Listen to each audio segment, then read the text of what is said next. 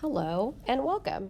In this video, we're going to continue finding the volume using cross-sections, focusing on cross-sections that are being formed by triangles and semicircles. Let's go ahead and jump right in. Before we jump into the volume and the integration pieces of this, let's go ahead and make sure we're on the same page about the area of certain geometric shapes. So an isosceles right triangle, since both of the sides are the same length, the area of a triangle is 1/2 of the base times the height. In this case, the base and the height are the same, so the area would be 1/2 times the side, the length of the side squared. An equilateral triangle, which splits into two 30, 60, 90 triangles, has an area that is equal to √3/4 times one side squared. You can derive that using special right triangles. I'm not going to get into that right now. I just want to make sure that we know both of these area formulas and that we lastly know the area of a semicircle. Semicircle is fancy talk for half of a circle. So pi r squared is the area of a circle. So the area of half of a circle is going to be 1/2 times pi r squared. So now that we have those formulas under our belt, let's work through a couple of example problems using those with cross sections.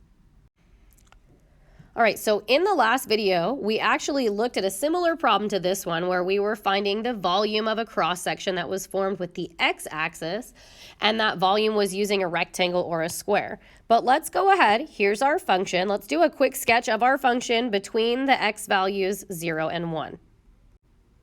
So here's the area that we're talking about. Now, just like in the last video, each time we get a problem like this, we're first going to figure out where's the area. What axis are we perpendicular to? So if we're perpendicular to the y-axis, that means everything we're going to do on this problem is going to be with respect to y. So let's look at the graph and consider our bounds with respect to y.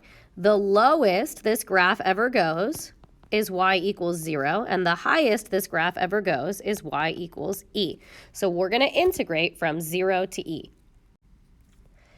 Now, in order to find the volume, really all we're doing is we're finding the bounds, which we just did, and then we're integrating the area of whatever shape we're being asked to find the area using, or whatever shape the cross sections are forming.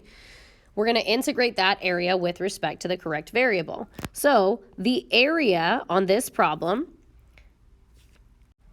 and actually I'm going to fix this. I want this to be different than yesterday. So equilateral triangles. Sorry about that. So the area is being created by equilateral triangles. So those triangles are coming vertically up. You can almost think about it as we have an infinite number of triangles that we're adding together to create a solid. So what we need is to figure out what is the area of this equilateral triangle. So we know equilateral triangles, as we just discussed, have an area of √3/4 times this side squared. And then we need this length, which is perpendicular to the y-axis. So we need to take y equals e to the x, and we need to natural log both sides so that we can solve for y. So this is the length of our base, natural log of y. So the area of the equilateral triangles is √3/4 times natural log of y, quantity squared. To find volume, we just need to integrate the area. So we're going to integrate from the bounds we already found from 0 to e of √3/4 times natural log of y, quantity squared, dy. Let's look at setting up a few more examples. Okay, so now we already have our graph sketched. We are looking at this function, y equals the square root of x minus 1, bounded between y equals 0 and x equals 3. We are creating isosceles right triangles, so we'll come back to that, with the leg on the base, that are perpendicular, that's where I really want to start, to the x-axis. So perpendicular to the x-axis means we're going to do this with respect to x. The bounds with respect to x are just going to be from 1 to 3. So our bounds, x equals 1 to 3. The length of the base, or the length of one side of this isosceles right triangle, is just the function, which is the square root of x minus 1. So really it's like we have an equilateral triangle, root x minus 1, root x minus 1. If we're going to find the area of that triangle, area is 1/2 times root x minus 1 times root x minus 1. which is just going to be 1/2 times x minus 1. So now we can set up the integral. Volume is going to be the integral from 1 to 3 of the area that we just found, and we're integrating that with respect to x. And this would be a really simple problem to actually do the integration on, but our goal right now is really just to focus on the setup. Now, before we go on to our very last part of the example where we are perpendicular to the y-axis, I actually want to add, let's talk about if this was a semicircle instead. If we're still perpendicular to the x-axis, so we're still going to be looking at the same bounds. This volume integral is going to be exactly the same, but let's talk about if this was a semicircle instead of an equilateral triangle. A semicircle would mean that the base is here, and that is actually which part of the circle? What is this? This is the diameter of the circle. So if I wanted to find the area of the semicircle, I would take 1/2 times pi, because it's half of a circle, times r squared. But in this case, we don't know what r is, we know what the diameter is. So how do we find the radius? If we know the diameter, we just cut it in half. So 1/2 times pi times half of the diameter squared. This is the same thing as pi over 2 times r squared. Now, just like we talked about, I'm going to go ahead and square the denominator. And the diameter is just the function, the square root of x minus 1. So in the numerator here, I'm going to write the square root of x minus 1 squared, because this squared sign needs to apply to both pieces. So what you'll notice is the area, if this was a semicircle, is going to be pi over 8 times x minus 1, because the squared and the square root sign will undo each other here. So this volume integral, if it was a semicircle with perpendicular to the x-axis, would give us the integral from 1 to 3 of pi over 8 times x minus 1, and we would integrate that with respect to x.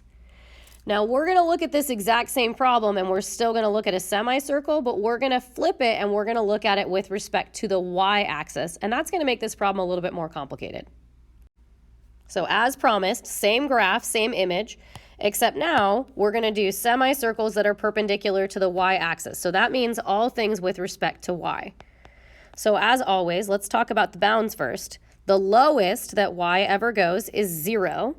And then the y value here, well, x is 3, and here's my function. If x is 3, then y is the square root of 2, because it's the square root of x minus 1. It's okay that we have a bound that's a radical. It's just a number. We're not even going to actually integrate. We're just going to set up. So there are our bounds. Now, if we are perpendicular to the y-axis, that means we need to rewrite our function in terms of y. So I'm going to square both sides. I'm going to add 1. So x is equal to y squared plus 1, and that is the length from the y-axis to the curve.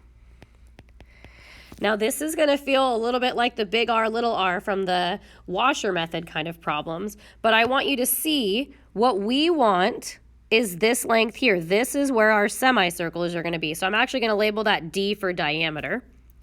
I want that length. This blue length over here is y squared plus 1.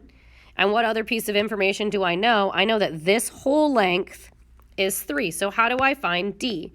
D is 3 minus y squared plus 1, which is 2 minus y squared. That's the diameter. So now I need to find the area of my semicircle. So the area is going to be 1/2 pi, or pi over 2, times the diameter. But for area of a circle, I don't want diameter, I want radius. So I'm going to cut the diameter in half to get the radius, and then I'm going to square it. And then I'm just going to go ahead and simplify the way this is written. This 2 is going to get squared to become 4, times this 2 is going to be 8, so pi over 8. That's not a coincidence. That's going to happen anytime we're cutting the diameter in half. And this is going to be 2 minus y squared, quantity squared. So our volume integral, the volume is going to be the integral from 0 to root 2 of pi over 8 times 2 minus y squared, quantity squared, dy. And that's a wrap. Let's go ahead and recap what we covered in this lesson. So the goal of this lesson, part 2, was to be able to find the volume using cross-sections that were created by triangles, specifically equilateral and isosceles right triangles, and semicircles, and to be able to integrate that area to find the volume. So go ahead and write down any questions you have, and I look forward to supporting you on this. Thanks for listening.